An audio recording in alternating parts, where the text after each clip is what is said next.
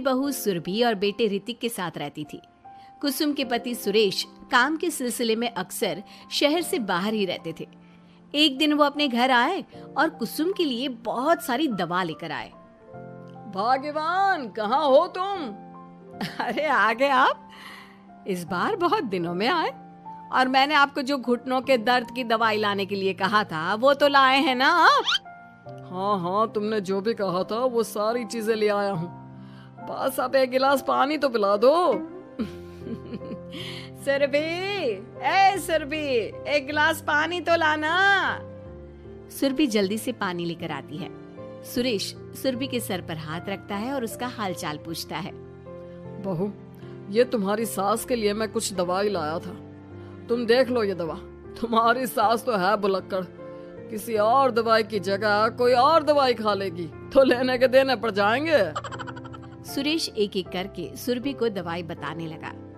देखो, ये घुटने के दर्द की दवा है।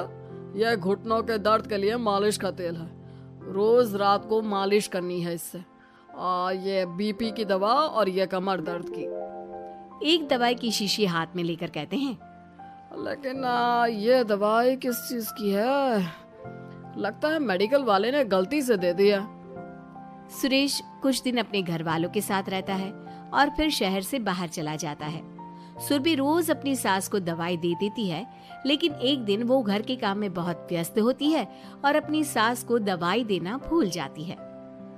लगता है सुरभि को आज बहुत ज्यादा काम है। चलो कोई बात नहीं, मैं खुद ही दवा ले लेती हूँ। अरे वाह, ये दवाई तो बहुत स्वादिष्ट है, थोड़ी सी और पी लेती हूँ। इस तरह कुसुम थोड़ी थोड़ी करके हंसते वाली दवाई की पूरी बोतल ही पी लेती है। माँ जी, आज मेरे मायके वाले आ रहे हैं, भैया का फोन आया था। क्या कहा, मायके वाले? अरे तो तू यहाँ क्यों खड़ी है? खाने में कुछ अच्छा सा बना ले। माँ जी, आप इतना हंस क्यों रही हो? आप मेरे मायके वालों का मजाक तो नहीं बना रही हो ना?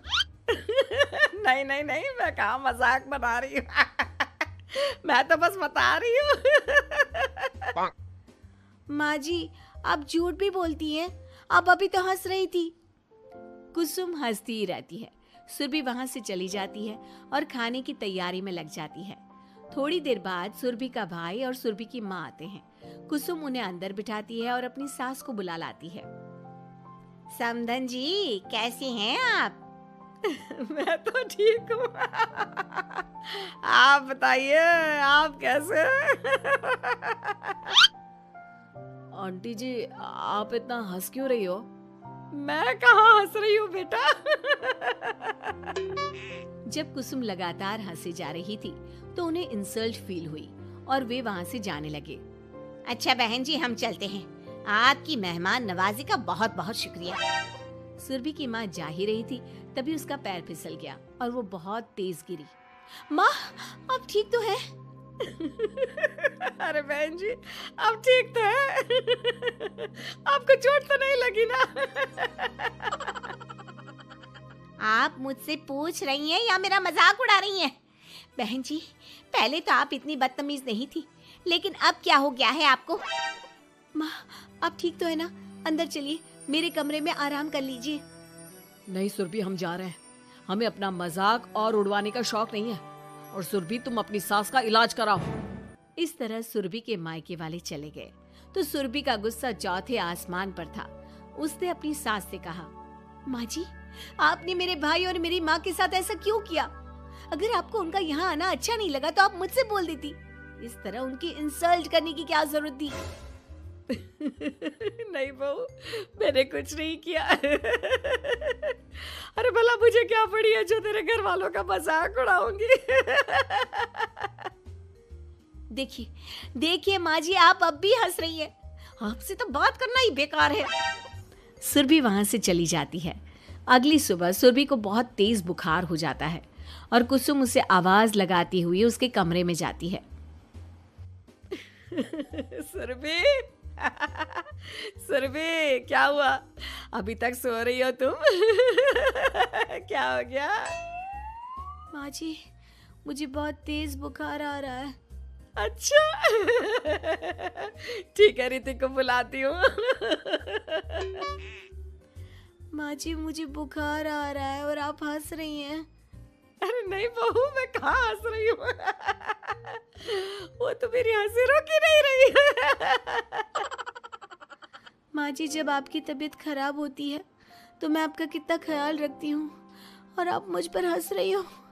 चले जाओ आप यहाँ से। बहू सुन तो सही। नहीं माँ जी आप जाओ यहाँ से। अब तो आपके बेटे ही आपसे बात करेंगे और मैं पापा जी को भी बताऊंगी कि आजकल आप क्या कर रही हैं।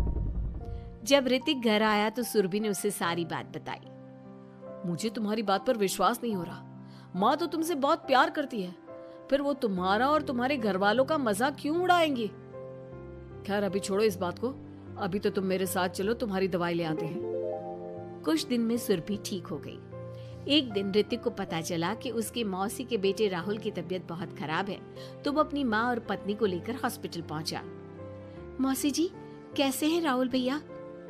बेटी इतने दिन हो गए मेरे राहुल को बीमार हुए, लेकिन उसकी तबीयत में कोई सुधार नहीं आ रहा। अरे छोटी, हुआ क्या है राहुल बेटे को? कुछ बता तो सही। माँ आप हंस क्यों रही हो? कहाँ हंस रही हो बेटा? मैं तो अपनी बहन के बेटे के लिए परेशान हूँ। माँ ये क्या तरीका है? रहने दे बेटा, ये तो मैंने सुना था कि मुसीबत में साया भी साथ छोड़कर चला जाता है। आज मैंने देख भी लिया। अरे नहीं बहन, मैंने ऋतिक और राहुल में ना कभी कोई फर्क नहीं किया। फर्क तो दिख रहा है कुसुम दीदी। अगर आपके बेटे की तबीयत खराब होती तो आप ऐसे हंसती क्या? ऋतिक बेटा ले जा अपनी माँ को यहाँ से।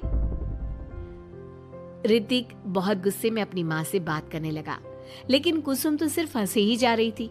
ऋतिक ने अपने पापा को फोन करके बुलाया और उन्हें सारी बात बता दी। बेटा तेरी माँ तो अपने घर वालों से बहुत प्यार करती है और वो बहुत समझदार है। वो ऐसी हरकत कभी नहीं कर सकती। जरूर कोई ना कोई बात है। कल मैं उसे डॉक्टर के पास ले जाऊंगा। शाम को खाना खाने के बाद सुरभि कुसुम को दवाई देने के लिए गई तो उसने देखा कि दवाई की वो बोतल तो बिल्कुल खाली थी जो सुरेश गलती से ले आया था। सुरभि ने वो बोतल सबको दिखाई। अरे ये दवाई तो गलती से आ गई थी और मुझे तो पता भी नहीं कि ये किस मर्ज की दवाई है। कुसुम क्या तुमने ये दवाई पी थी? हाँ जी, एक दिन जब वो काम में लगी थी ना तो मैंने ये दवाई पी कर देखी थी। मुझे दवाई बहुत स्वादिष्ट लगी तो मैंने सारी पी ली। माँ आपको दवाई स्वादिष्ट लगी? अरे आप भी बच्चों जैसी बात करती हो। ऐसे कोई भी दवाई नहीं पीनी चाहिए, इससे कोई बड़ा नुकसान भी हो सकता है। मैं अभी डॉक्टर से पूछ कर आता हूँ। ऋतिक डॉक्टर के पास गया और कुछ देर में वापस घर आकर सबको बताया। माँ ने जो ये दवाई खाई है ना, ये हंसने वाली दवाई है और माँ ने एक साथ बहुत मात्रा में दवाई खाई है तो इसका असर थोड़े समय तक तो रहेगा। उसके बाद माँ बिल्कुल ठीक हो जाएगी। अच्छा हुआ जो तू डॉक्टर से पूछ कर आया, नहीं तो हंसते हंसते मेरा पेट ही दुख गया है।